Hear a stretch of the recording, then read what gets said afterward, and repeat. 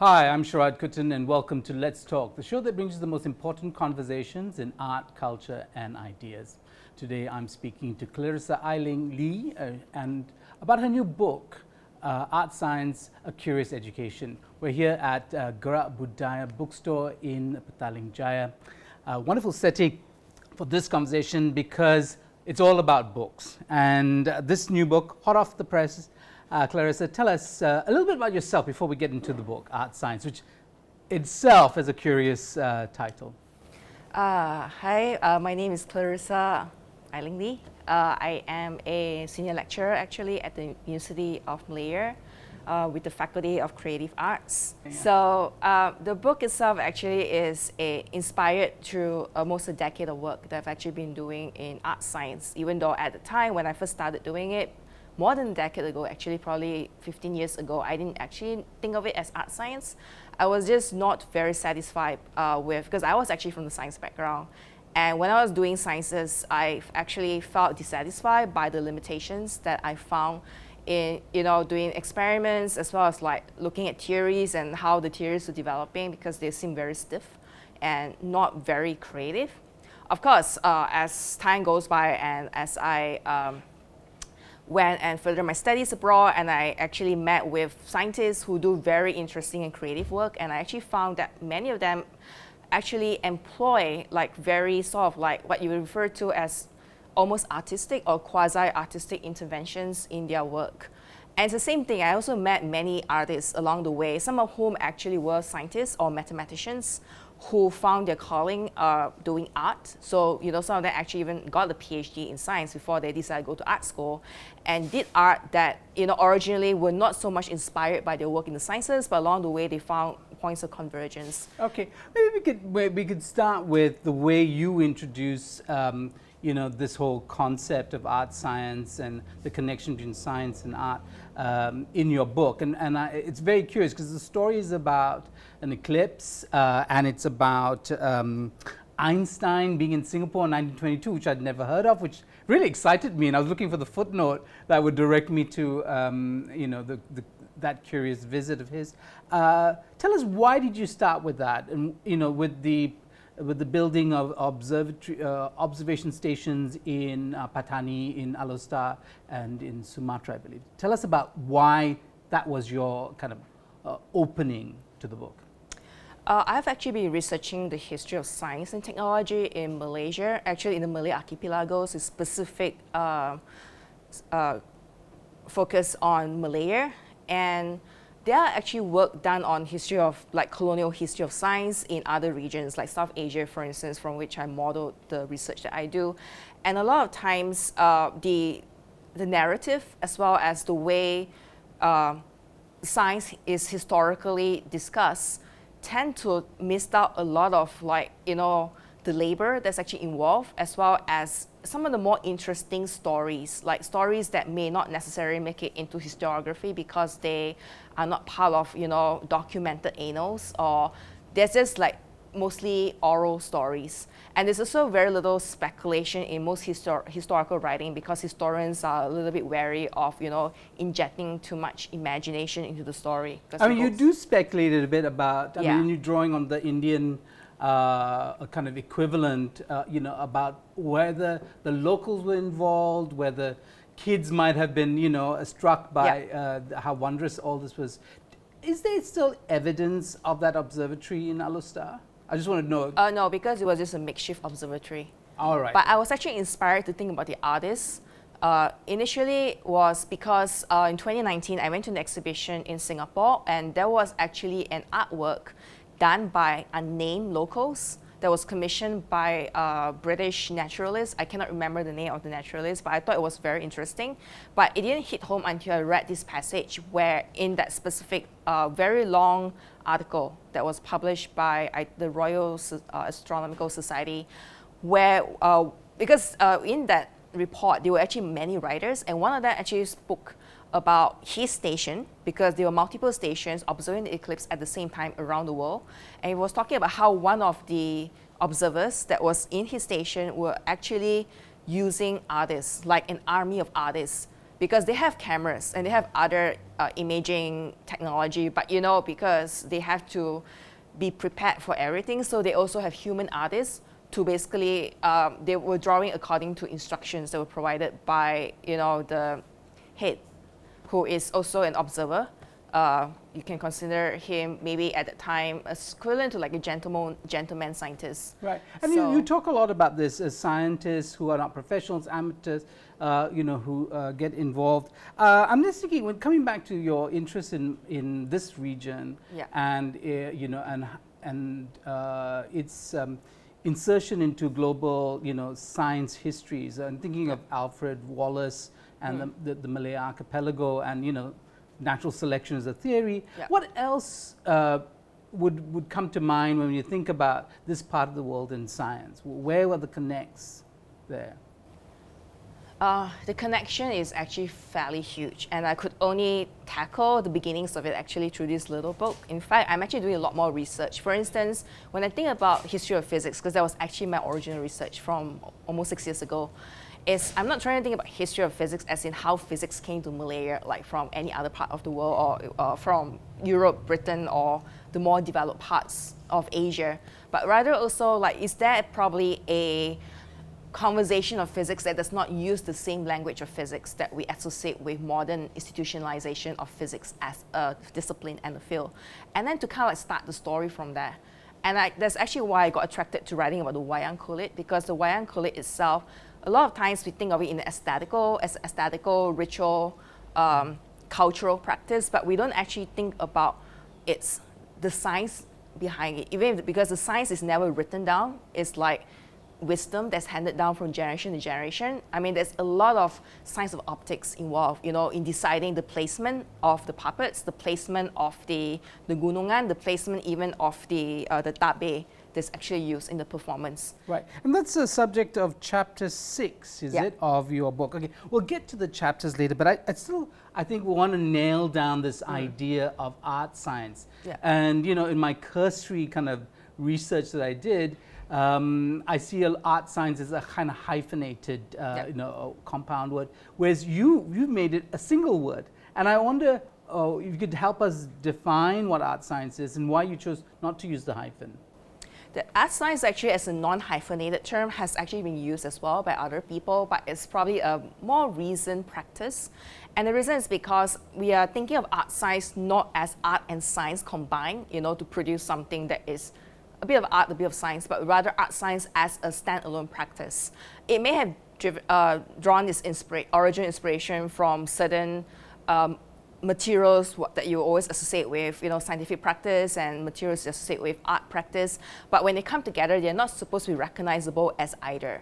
In fact, they present a new form of conversation, also a new theoretical framework, and also even a new way of practice that's very different from just art hyphen science. So, you know, I wanted to tackle this perception that's quite common, that the sciences are involved in something hard, and so we actually have the expression the hard sciences, and then we have the social sciences, which seems you know, really far away from the hardness of things, things that you might not be able to quantify necessarily, though I think with sociologists quantification was a big thing for a certain period. And art is certainly way across that spectrum, right? It's seen as a very, very different type of endeavor. Where do they kind of overlap? I mean, the art and the science, in terms of the way you might think about the work of each of these different types of labor. I think to think of these, you also have to think of the practitioners who are the practitioners today. And to label a particular practitioner as an artist or a scientist is probably a lot more clear-cut, because, you know, they do have certain defined practice, and it's actually a lot more, it's harder to become like a professional scientist because you have to go through like years of training and institutional recognition. Whereas artists, there are many who are actually self-taught and self-trained as well. But the thing is that a lot of work especially work that falls under this umbrella, which I'm also involved with. It's called like speculative design, speculative art. And there's actually not long ago, there was actually a book that came out looking at what speculation actually means.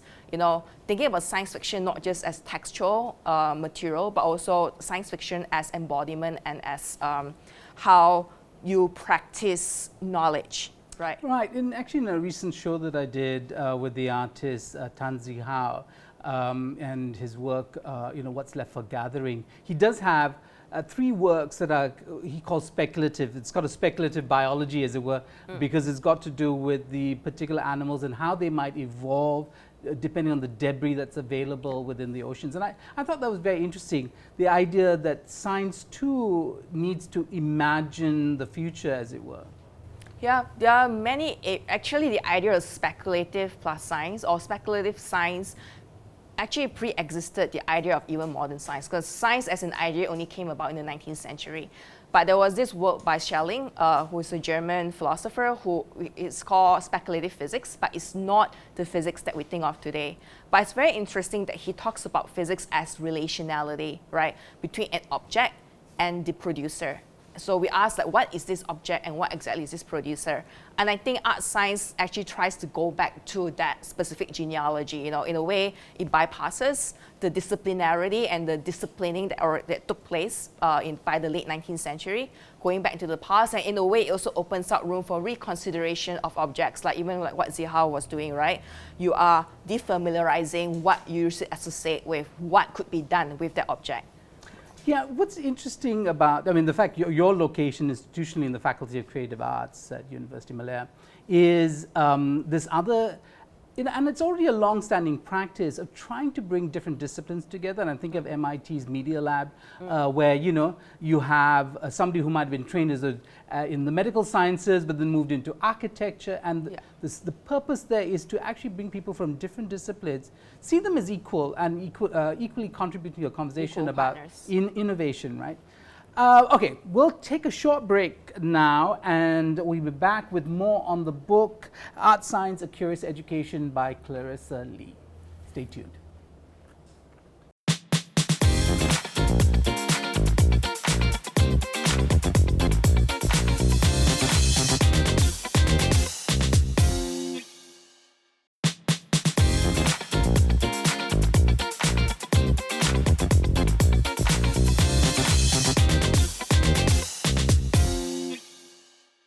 Welcome back to Let's Talk. I'm Sharaad Kuttan, with me Clarissa Lee, author of Artscience, A Curious Education, a book that's just been published with Gerak Budaya. And I'm here at the Gerak Budaya bookstore, in fact, with Clarissa. And we're going to get into the meat of the book, right? So you have 7 chapters. I haven't read them all, I must admit. Actually, it's more than 7. Well, you have the introduction, and then you have the epilogue, which is a manifesto of sorts, is it? Yes. Okay. So, but each of these chapters seem to be laid out to kind of produce a certain effect, right? You're trying to get somebody to think, and I use this phrase in this book, adventure and ideas, which I really like. So it's about that. Tell us a little bit about the structure of the book and what somebody reading it might experience as they go through the chapters. This actually connects back to my research on exploratory and discovery research in, let's say, in the sciences, right, and what that means. And what I try to do through the book is actually to project the same sort of thinking in the writing itself. But I also realized that I cannot, just jump from one idea to another in, 2 successive sentences. So what I do is actually to develop an idea and then slowly sag, like you would probably, let's say, in a film, right, from one narrative to the next. So you maybe in the first few paragraphs you hear me talking about a specific science, and then suddenly you hear me, or depends on how you're reading it, you read me talking about art as a practice. And I usually have like a sort of like a concept that ties them all together. And what I try to do is to write the book in the sort of like as an adventure. So when you're reading it, right, you find yourself not just entering a building, but you're also trying to enter through multiple doors in the building itself. And each of these doors can lead you through, various mazes, but yet there is a sort of like ending that allows you to bring you back to the beginning again. Then you can restart your adventure. Okay, let's pick some of them. We already mentioned the Wayang Kulit, which is chapter 6, I believe. Yeah. Okay, or even that Cabinet of Curiosities, the Wunderkammer. Tell us about that. Are you trying to get people to pick up this old practice and create their own Cabinet of Curiosities? Yes, I am actually. It's like creating your own cabinet of learning, because this was a practice in the mostly 18th century, but 17th century as well, among the rich people, where they have a specific room dedicated to all forms of experimentation. Some of this stuff you probably have seen in like science fiction depicting 17th, 18th century era, and some of it's actually quite true, right? So of course, not everyone actually could have a room that big just to do that. So what can you do, let's say, either with the little box that you own, or maybe with your computer, or with whatever that you can. And wooden camera is not just a physical artifact. It can actually be an imagination. It can exist completely in your imagination as an imaginary as well.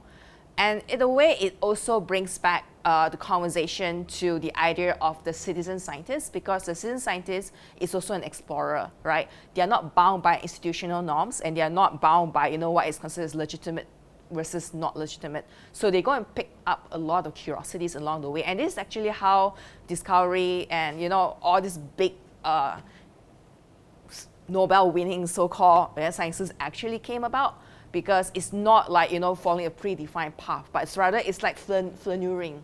Okay, like the flaneur. So the flaneur is somebody who walks about gently through something, the arcades, and experiences things. Okay, let me ask you though.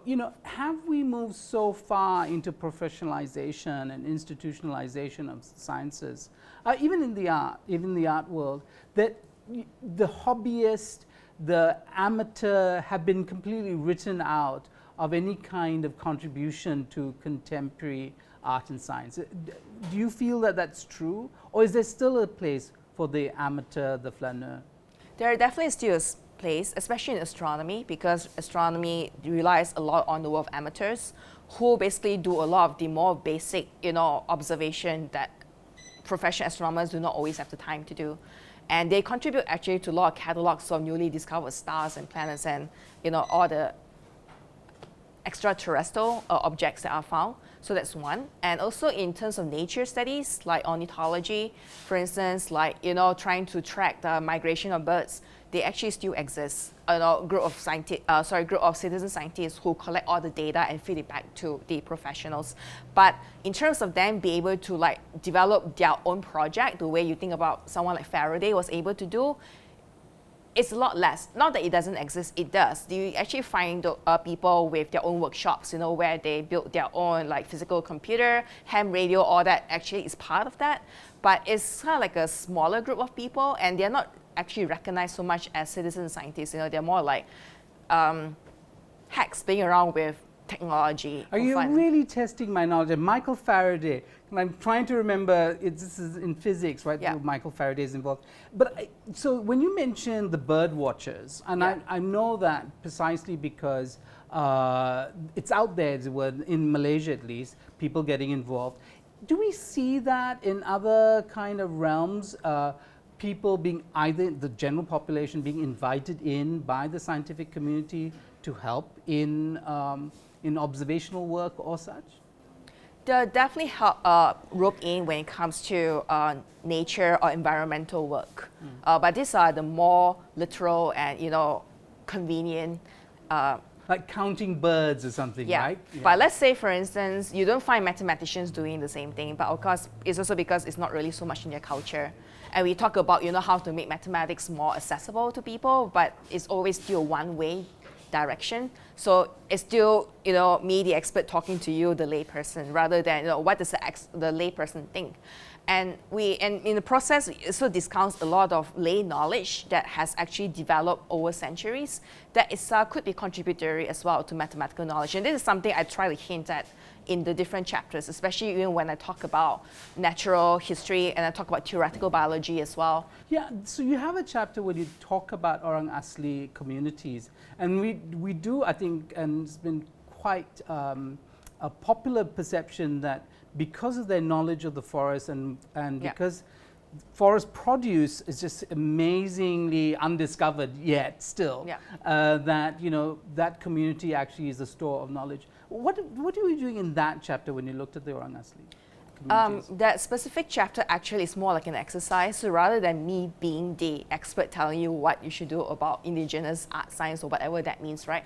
I try to get people to imagine what would it be if, let's say, you're doing a lab, and not even to like limit your imagination what a lab looks like, a lab in the forest, and using whatever that you can find there. And also think in terms of what kind of worldview would come out, will emerge from being in that space, right? When you're using whatever tools that are available to you to, let's say, look at anything in particular, like a specific plant. So what kind of knowledge would be privileged, and what will get prioritized? And actually inviting people to do that, it'll be very interesting to see what they actually get out of it.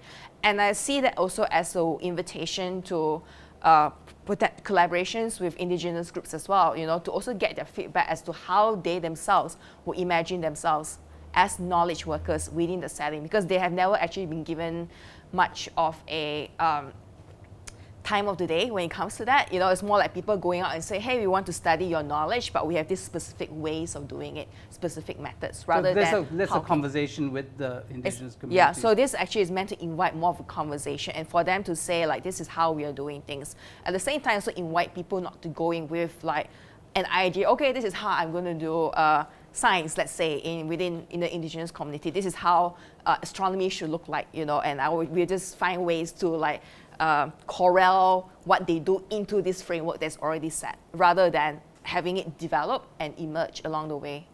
Okay, so let's look at chapter 4, modes of speculation. What were you trying to do there? That actually is my attempt to play with initially what was an idea in science fiction, but then now try to like be a little bit more explosive. I'm not sure if that's the best way to say it, but actually being also a little bit more provocative in it. So I actually advanced a few ideas in there, like theoretical fictions. We just think about theories, theories of science. Yes, there's theory, but there's mathematics behind, there's particular ways of doing it. But how would a theory look like in fiction, which is already like both are fictions, right? What do you mean by theory and fiction? Isn't it the same? It's also in a way it creates a kind of like very uncomfortable setting, but at the very same time, it gets people to stop. Okay, let's say if I enter a fictional world and I pretend that I'm a theoretical biologist, right? And I'm going to build theories that will work in the logic of this fictional world. How would that actually look like? So that's that.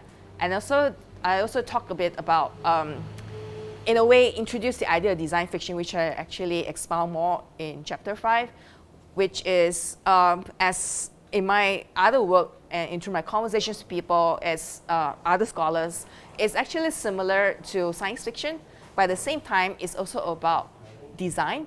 And of course, that brings the idea, what exactly is design, right? Is design the idea of design that we actually understand it in terms of like graphic design or visual design? Or design means like design as a style of living. So like architecture is also a form of design because everything connects together. So okay, very interesting. I mean, this book, it's a slim volume, isn't it? About 20,000 words. Really packs a lot of ideas and some exercises to tease the mind. So yeah, well, thank you so much, Clarissa, for being on the show and talking to me about your book. And good luck to you and congratulations. Thank you. Right. So I've been speaking to Clarissa Lee, author of Artscience, A Curious Education, produced by Gerak Budaya. We're here at the Gerak Budaya bookstore where you can purchase the book. Please spend your money on books. I think that's the message of the show at least. That's all we have for Let's Talk this week. I'm Sharaad Kuttan, only on Astro AWANI.